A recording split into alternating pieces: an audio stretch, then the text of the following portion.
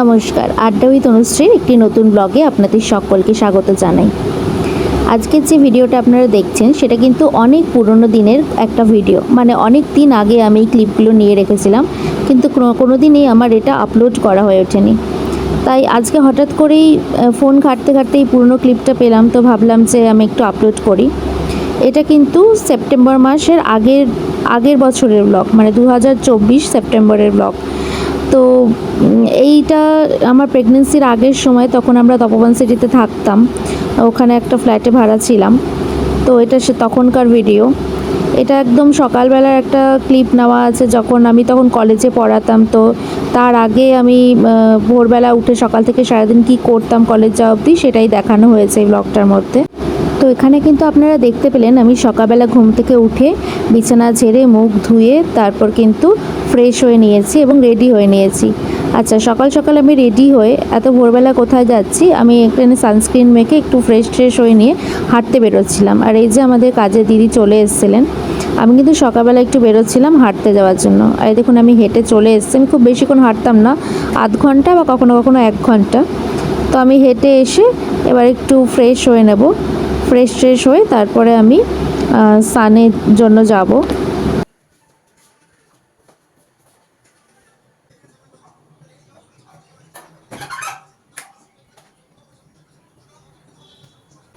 এই সময় কিন্তু আমার হাজব্যান্ডও ঘুম থেকে উঠে গেছে। তো আমি চলে এসেছি ওর জন্য চা বানাতে। আসলে হেঁটে আসার পরপরই আমাকে চা দিতে বলেছিল, কিন্তু আমার তখন এতটাই অস্বস্তি লাগছিলো, হেঁটে এসে ঘাম হয়, খুব গরম লাগে, অস্বস্তি লাগে, তো আগে স্নান না করলে চলে না। তো হেঁটে স্নান টান করে তারপর আমি চা বানাতে চলে এসেছি। আমি তখন চা খেতাম না, আমি কিন্তু তখন এই ধরনের দুধ চা বা চিনি দেওয়া কোনো কিছুই খেতাম না। তো আমি 1 কাপ চা করে আমি গিয়ে আমার হাজব্যান্ডকে দিয়ে চলে আসবো। ওই সময়টা কলেজে এতটাই কাজের চাপ থাকতো যে সবসময় আমার ঘর গুছিয়ে ওঠা হতো না। তো বেশ কিছু কাঁচা জামা কাপড় এখানে ছিল, যেগুলো আমার সেদিনকে গোছানো হয়নি। তার বেশ 2 দিন ধরে আমার পড়েছিল জামা কাপড়গুলো। তো সেদিনকে মনে হলো যে সমস্ত জামা কাপড়গুলো গুছিয়ে তারপরে একেবারে বাকি কাজগুলো করা যাবে। তো আমি সকাল সকাল ফ্রেশ হয়ে নিয়ে আমি কিন্তু এইগুলো করতে শুরু করে দিয়েছিলাম। আমি কিন্তু তখনও পর্যন্ত কিছু খাইনি। আমি হেঁটে এসে স্নান টান করে হাজব্যান্ডকে চা দিয়ে তারপর কিন্তু আমি জামা কাপড়গুলো আগে মনে হলো যে আগে এগুলো গুছিয়ে নিই, কারণ জামা কাপড় অগোছালো থাকলে খুব বেশি দিন কিন্তু নিজেরই যেমন কেমন যেন একটা করে।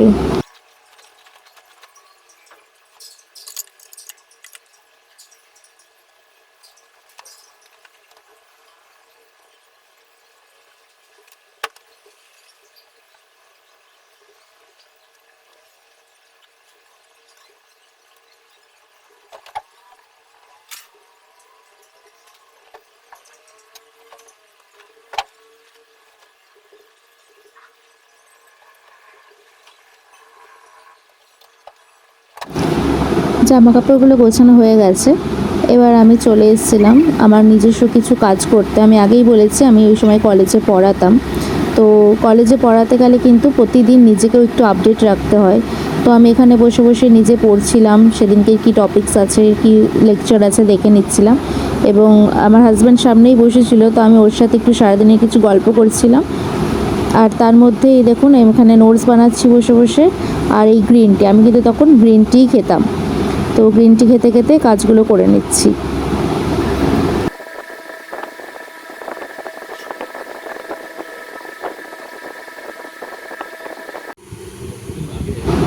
বেশ কিছুক্ষণ কাজ করার পর কিন্তু খিদে পেয়ে গেছিলো। তখন আমি যেহেতু একটু হেলদি খাওয়ার চেষ্টা করতাম, তো একটা সেদ্ধ ডিম খেয়ে নিয়েছিলাম। আর আমার মোটামুটি নোটস বানানো সব কিছু শেষ, আর কলেজ যাওয়ার জন্য রেডিও হতে হবে। তাই আমি চলে এসেছি এখানে কলেজ যাওয়ার জন্য রেডি হব।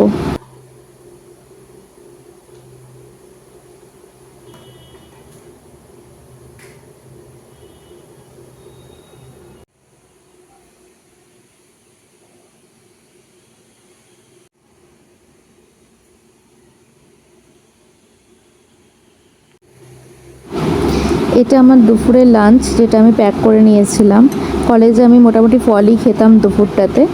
আর আবার একটু খিদে পাওয়ার জন্য আমি একটু ছাতু গুলে নিয়েছিলাম, সেটা 1 গ্লাস ছাতু গুলা খেয়ে আমি চলে যাব কলেজে। আর লাঞ্চে আমি ওই কটা ফল নিয়ে নিয়েছিলাম, সেটাই খাবো।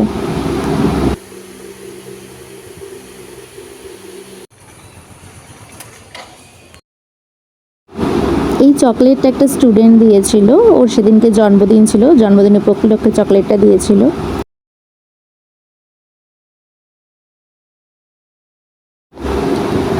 ক্লাসের পর এসে নিজের বেশ কিছু কাজ গুছিয়ে নিচ্ছিলাম।